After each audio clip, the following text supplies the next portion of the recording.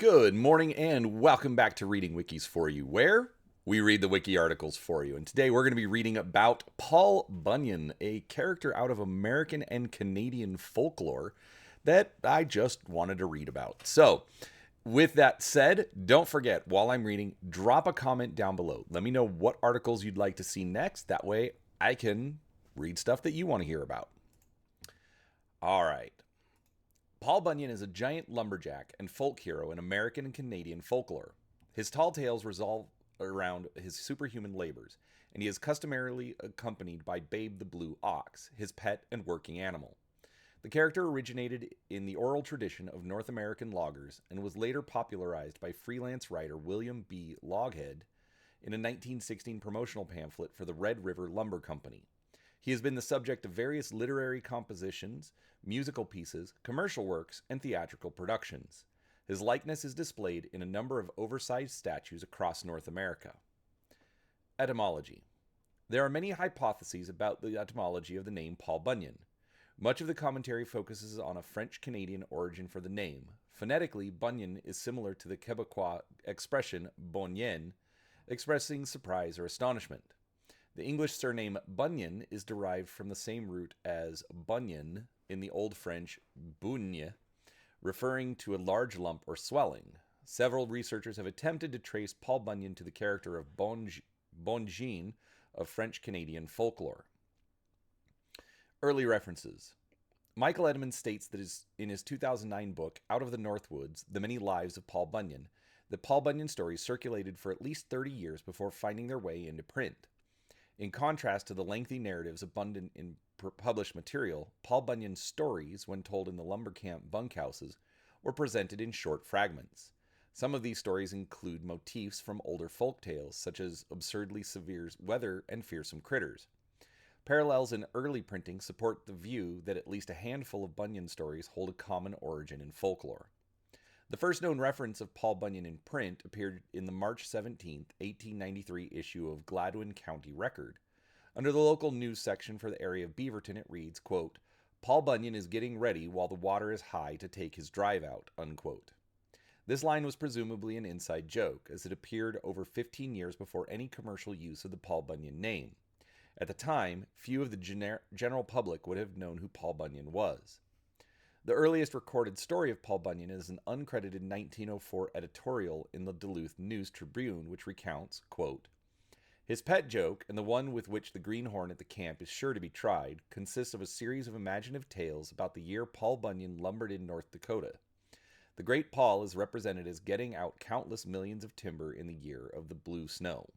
The men's shanty in his camp covered a half section, and the mess camp was a stupendous affair. The range on which an army of cookies prepared the beans and red horse was so long that when the cook wanted to grease it up for the purpose of baking the wheat cakes in the morning, they strapped 2 large hams to his feet and started him running up and down a half-mile of black glistening stovetop." Unquote. Each of these elements recurs in later accounts, including logging the Dakotas, a giant camp, the winter of the blue snow, and stove skating. All 4 anecdotes are mirrored in J.E. Rockwell's Some Lumberjack Myths 6 years later, and James McGillivray wrote on the subject of stove skating in Round River 4 years before that. McGillivray's account, somewhat extended, reappeared in The American Lumberman in 1910. The American Lumberman followed up with a few sporadic editorials such as Paul Bunyan's Oxen, in Paul Bunyan's Cook Shanty, and Chronicle of Life and Works of Mr. Paul Bunyan. Rockwell's earlier story was one of the few to allude to Paul Bunyan's large stature, 8 feet tall and weighed 300 pounds, and introduce his big blue ox before Loghead commercialized Paul Bunyan, although W.D. Harrigan referred to a giant pink ox in Paul Bunyan's Oxen circa 1914. In all the articles, Paul Bunyan is praised as a logger of great physical strength and unrivaled skill. Loghead's influence. In 1916, advertising copywriter William B. Loghead wrote an advertising pamphlet for the Red River Lumber Company using the Paul Bunyan folk character. Loghead's first endeavor was a pamphlet entitled Introducing Mr. Paul Bunyan of Westwood, California, but it did not prove effective. It was not until Tales About Paul Bunyan Volume 2 appeared that the campaign gained momentum. Loghead took many liberties with the original oral source material, embellishing older exploits and adding some of his own. Among other things, Loghead gave the name Babe to the blue ox, created the first pictorial representation of Bunyan, and increased Paul Bunyan's height to impossible proportions. In Loghead's version, Paul Bunyan towers over the trees, while in the earlier folk tales, Bunyan had been extraordinarily tall and strong, but of human proportions. Loghead attributes the creation of several American landscapes, landmarks, and natural wonders to Paul Bunyan. He wrote that Paul Bunyan and Babe are said to have created the 10,000 lakes of Minnesota by their footprints. Later writers made up more details and exploits, such as the creation of bodies of water, including Lake Bemidji, which has a shape somewhat resembling a giant footprint when viewed from above. Later authors and possibly tourist agents would add other geographic features to those Paul Bunyan was supposed to have created. Stories about Bunyan credited him with creating the Grand Canyon by pulling his axe behind him, and Mount Hood by putting stones on his campfire. Later authors have invented tales of Paul Bunyan's finding a female giant as a spouse, such as in the tale Paul Bunyan's Wife. Her first name is not revealed in the story, she is only referred to as Mrs. Paul. The tale also mentions her having a daughter nicknamed Tiny. Another tale, Paul Bunyan Finds a Wife, describes Paul's rescuing a lovely red-haired giant lady who had been trapped underneath an avalanche after a great storm. The grateful maiden, fittingly named Sylvia, after the Latin word for forest, quickly falls in love with the kind and chivalrous treetop tall bachelor and marries him later that same day. This burial of the original material under stories by commercial writers engendered confusion over whether Paul Bunyan had ever been a genuine folkloric character at all, although later research has established this. The Loghead pamphlets remain popular, collected in a single volume titled The Marvelous Exploits of Paul Bunyan. In Ojibwe folklore.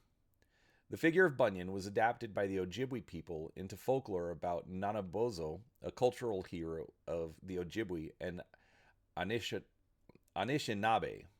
In the story, when Paul Bunyan came to log the forests of northern Minnesota, Nanabozo found him in defense of the forest, or fought him in defense of the forest. They fought for 3 days. Nanabozo finally slapped Bunyan with a giant walleye. Bunyan was knocked onto his buttocks in the mud, the imprint of which formed Red Lake, Minnesota. This is responsible for the lake's distinctive shape and the preservation of the Chippewa National Forest and Boundary Waters Canoe Area wilderness. Children's adaptations. Running at variance to his origins in folklore, the character of Paul Bunyan has become a fixture for juvenile audiences since his debut in print.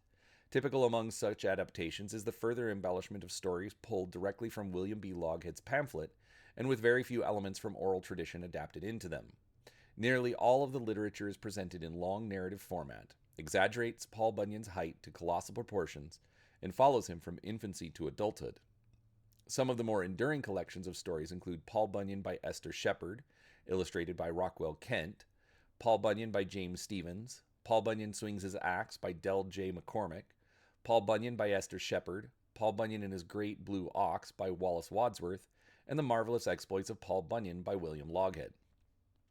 The Wonderful Adventures of Paul Bunyan is retold by Louis Untermeyer and illustrated by Everett G. Jackson, was published in 1945 by the Heritage Press, an imprint of the George Macy Companies.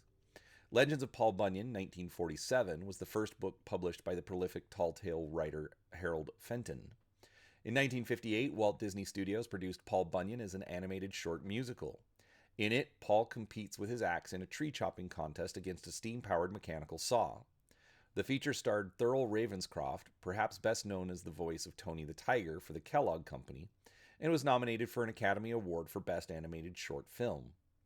Three Tall Tales is a 1963 episode of The Magical World of Disney, an animated three-part anthology. The third part is the tale of Paul Bunyan. In the 1995 Disney film Tall Tale, Paul Bunyan is played by Oliver Platt. Contrary to the usual image of Bunyan's gigantism, Platt's Paul is depicted as a man of average height, but compensated with a larger-than-life personality consistent with the film's over-the-top nature. In Mary Beth Laura Becky and Renee Gray's 2007 story, Paul Bunyan's Sweetheart, Paul marries Lucette Diana Kensack, a giant Metis woman who teaches Paul to be a forester, replanting the forest after logging. In 2017, an animated film based loosely on the folktale titled Bunyan and Babe was released, starring John Goodman as Paul Bunyan. Scholarly research. K. Bernice Stewart, a student at the University of Wisconsin, was working contemporaneously with Loghead to gather Paul Bunyan stories from woodsmen in the Midwest. Stewart was able to make a scholarly anthology of original anecdotes through a series of interviews. These were published in 1916 as Legends of Paul Bunyan Lumberjack in Transactions of the Wisconsin Academy of Sciences, Arts, and Letters, and co-authored by her English professor Homer A. Watt. The research relates traditional narratives, some in multiple versions, and goes on to conclude that many probably existed in some part before they were set to revolve around Bunyan as a central character. Stewart argued in her analysis that Paul Bunyan belongs to a class of travelers' tales. Charles E. Brown was the curator of the Museum of the State Historical Society of Wisconsin and secretary of the Wisconsin Archaeological Society. He was another principal researcher who recorded early Paul Bunyan stories from lumberjacks. He published these anecdotes in short pamphlet format for the use of students of folklore. Much of his research was financed through the government-funded Wisconsin Writers Program. In 2007, Michael Edmonds of the Wisconsin Historical Society began a thorough reinvestigation of the Paul Bunyan tradition, publishing his findings in Out of the Northwoods, The Many Lives of Paul Bunyan. Edmonds concluded that Paul Bunyan had origins in the oral traditions of woodsmen working in Wisconsin camps during the turn of the 20th century, but such stories were heavily embellished and popularized by commercial interests. Debated authenticity. Commentators such as Carlton C. Ames, Marshall Fitwick, and particularly Richard Dorson cite Paul Bunyan as an example of a folklore, a literary invention passed off as an older folktale. They point out that the majority of books about Paul Bunyan are composed almost entirely of elements with no basis in folklore, especially those targeted at juvenile audiences. Modern commercial writers are credited with setting Paul Bunyan on his rise to a nationally recognized figure, but this ignores the historical roots of the character in logging camps and forest industries.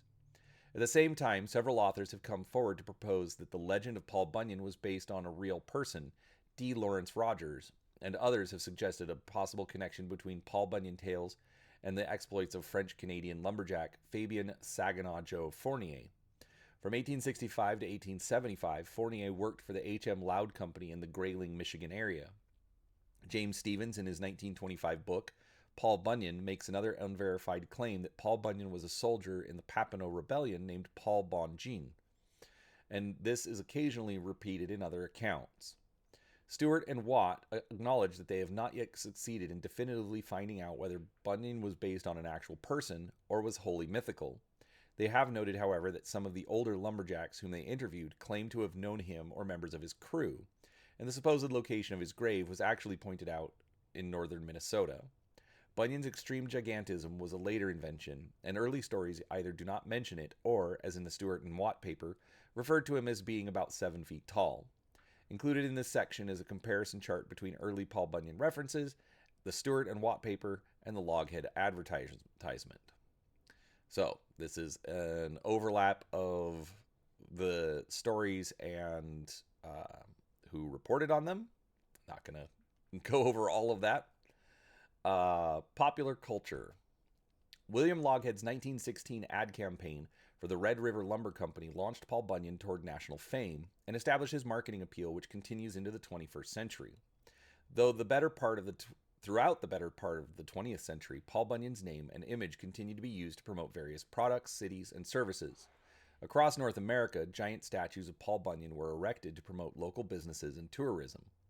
A significant portion of these were produced from the 1960s through the 1970s by the company International Fiberglass as part of their Muffler Man series of giant fiberglass sculptures. Since 2014, a paved biking trail bears the name Paul Bunyan Trail and spans 120 miles from Crow Wing State Park to Lake Bemidji State Park in Minnesota. Many cities through which the trail passes sell Paul Bunyan tickets and trinkets and novelty items.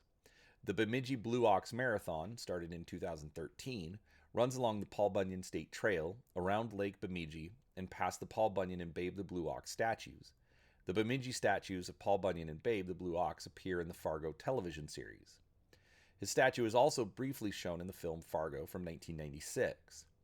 The statue of Paul Bunyan, located in Bangor, Maine, is regularly mentioned in the novel It by Stephen King.